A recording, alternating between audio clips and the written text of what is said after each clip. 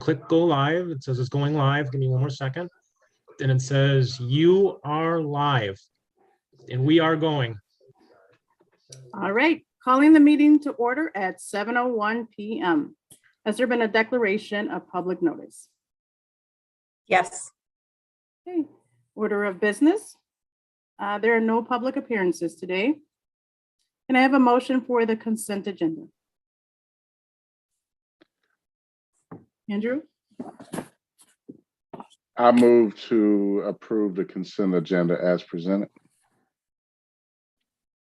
Second. Roll call vote. Susan Manning, Aye. Eric, Aye. Andrew, Aye.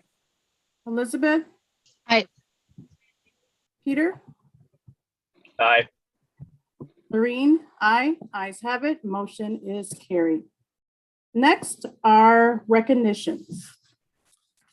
Okay, so you might remember that our last meeting, we had our recognition. We had two guests, Lois Buckingham and Kate Popova, that joined us. And so tonight's recognitions are a little bit longer. We didn't do any additional ones at the last meeting. So, but we're certainly excited to recognize our students and staff tonight. So I'd like to start by offering congratulations to sophomore Maya Tweedy, who finished the season at Division II WIAA State Gymnastics Tournament earlier this month. She placed 8th overall with a medal finish on the beam. This season, the team had many personal bests and a season high team score of 129.30 at the sectional meet. Thanks to everyone who attended the Students of Color Union's Gallery Walk at Glacial Drumlin School earlier this month. Students from the club guided the advisory team through the school on a tour of the classroom doors that were decorated during Black History Month. We saw lots of creativity and knowledge in the door decorating and also noticed the amazing leadership of our SCU guides.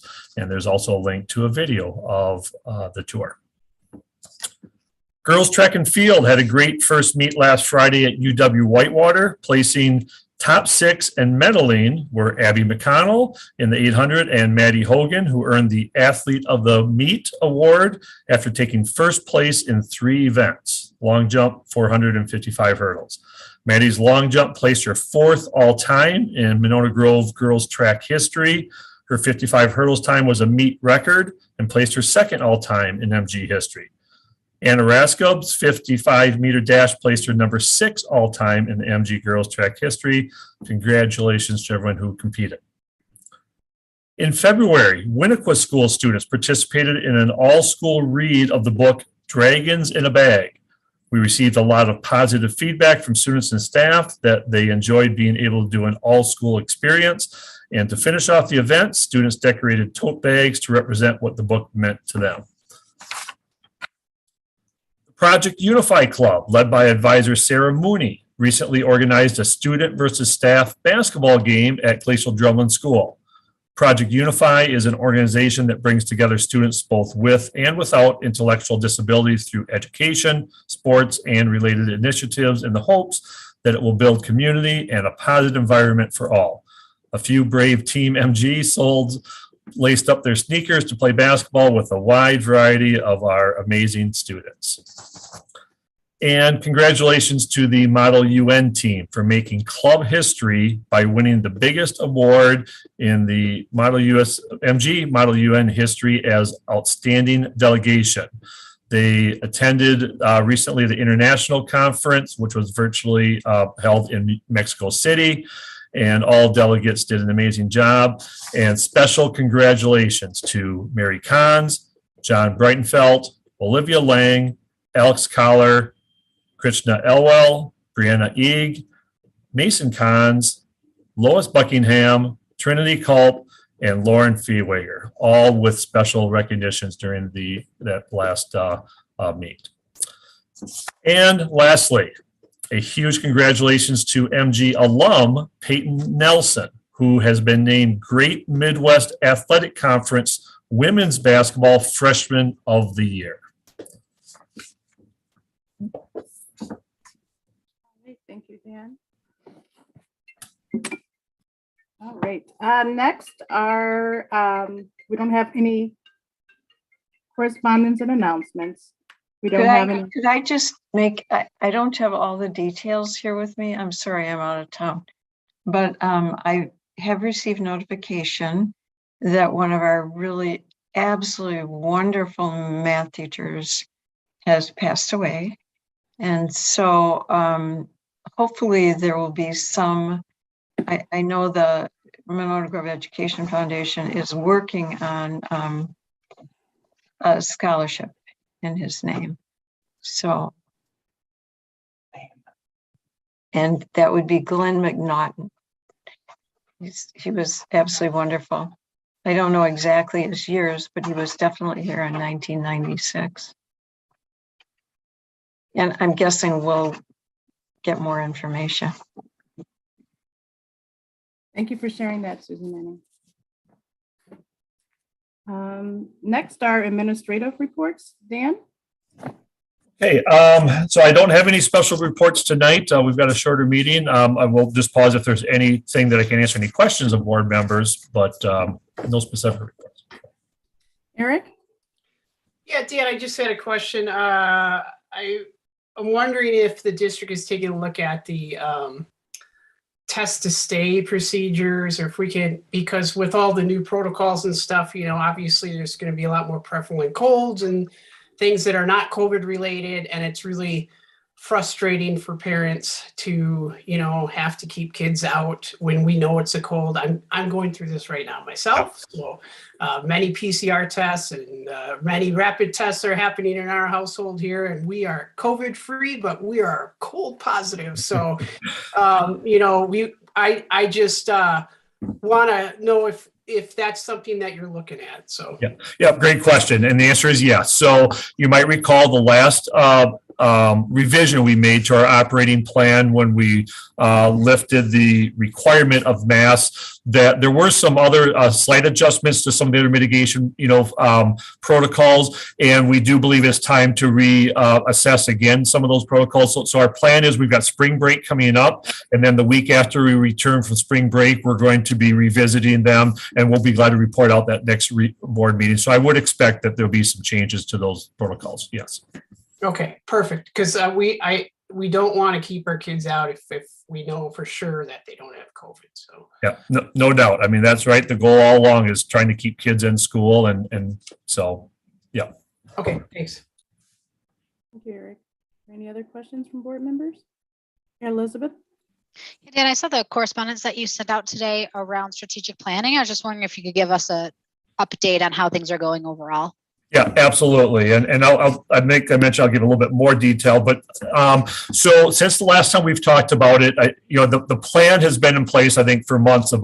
We talked about, doing focus groups to get prior to the actual planning sessions. And so what we've really been working on is we have extended a number of invitations for the actual planning, committee. That's coming along. I think that we've got some board representation now. So I think we'll be able to share that out and hopefully finalize that within the next 2 weeks. But then also, as we get people to sign up for the focus groups, I'll make sure that I share that out with the board as well, as far as what kind of participation we have.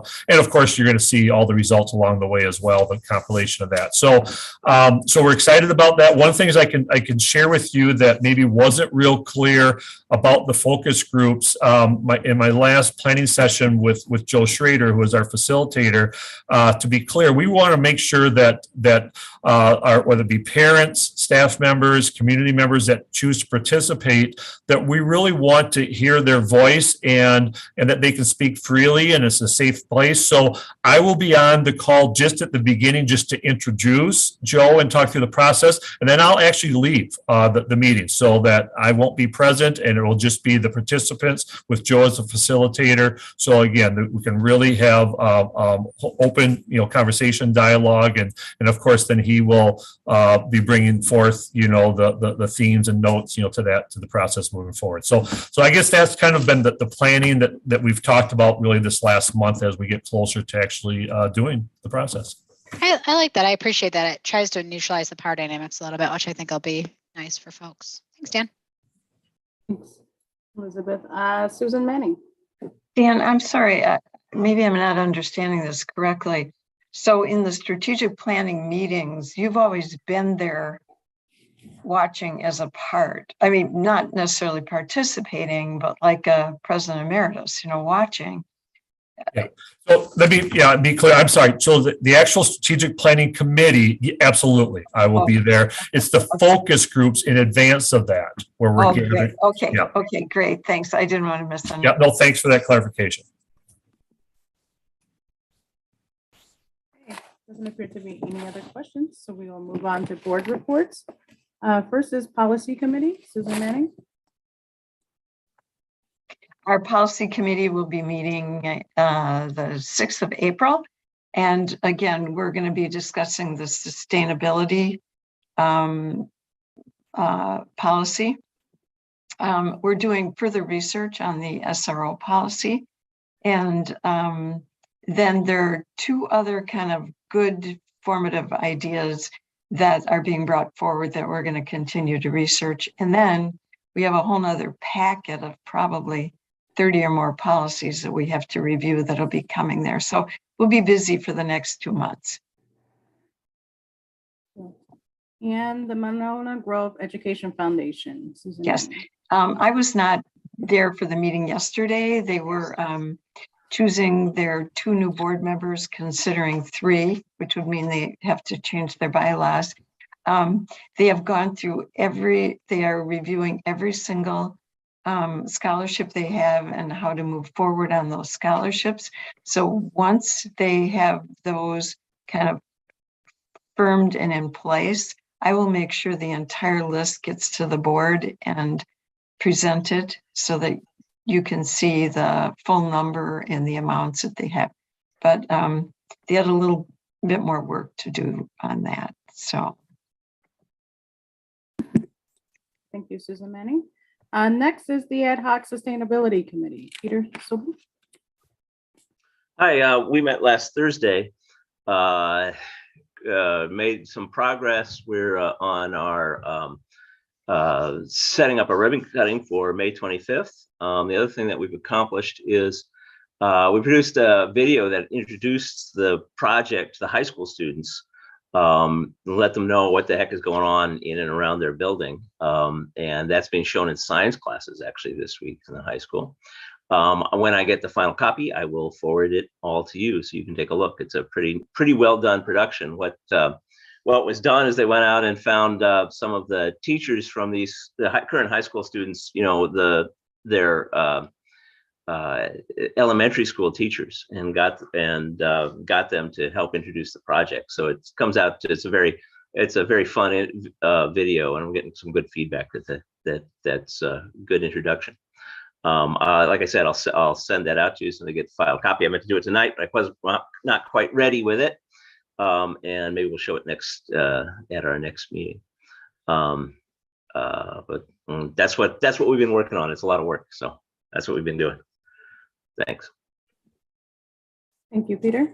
All right, next, we don't have any action items today, so we have discussion items. The first is policy revisions first reading. Okay, I can kick it off and then or introduce it. So this policy 7460, we have an existing policy called Conservation of Natural Resources and Material Resources. Very short policy. It's a Neola, kind of template that I think some of us weren't really even realize what we had. Peter and the Sustainability Committee did do work on putting together a draft policy specifically on environmental sustainability. And so the committee has been working on taking those concepts, did rework it a little bit. I think what you see in this draft covers the themes and the kind of the intent of what the committee had come up with as well. And so the recommendation is to take the current policy and essentially rewrite it and rename it into environmental sustainability. So tonight's the first reading of this draft.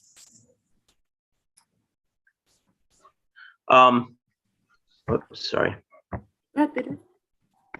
I like this this draft. There's going to be, I guess, more discussion at the policy committee meeting on April 6th. And I was hoping we could have a little more detailed discussion at that time. Well, this is our draft that the committee is presenting to the board for discussion. Okay.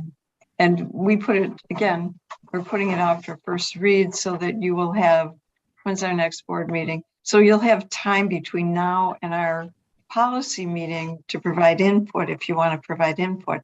You can get it to your sustainability committee, have That's right. them. That's what I want to do. Yeah. But technically, then it comes through you, because we're now into the first board read. Mhm. And then whatever comments you have, you submit in writing, and then we'll see those at the board meeting. It'd be nice to have those by the policy meeting if that's Yeah. possible, or any comments, that'd be great. Right. Okay. Thank you. Sure. So just looking at the calendar, the good news is we do have a little of extra time. We have 5 Wednesdays in March. And so the policy committee meets on April 6th, and then the next regular board meeting is not till April 13th. Gotcha. There's no rush on this either. So So just for clarification, are we making this an action item for next board meeting? Typically, for the second read, it would be posted as an action item, or it's always listed as possible action. Of course, it can, right. but yeah. All right. Doesn't appear to be any other questions. That is the only discussion item today. Next is just the future board meeting dates. They are all listed in board docs. Next board meeting is April 13th. And the others are listed there. So can I have a motion for adjournment, please? I move we adjourn. Second. All right, all those in favor? Aye. Aye. Aye.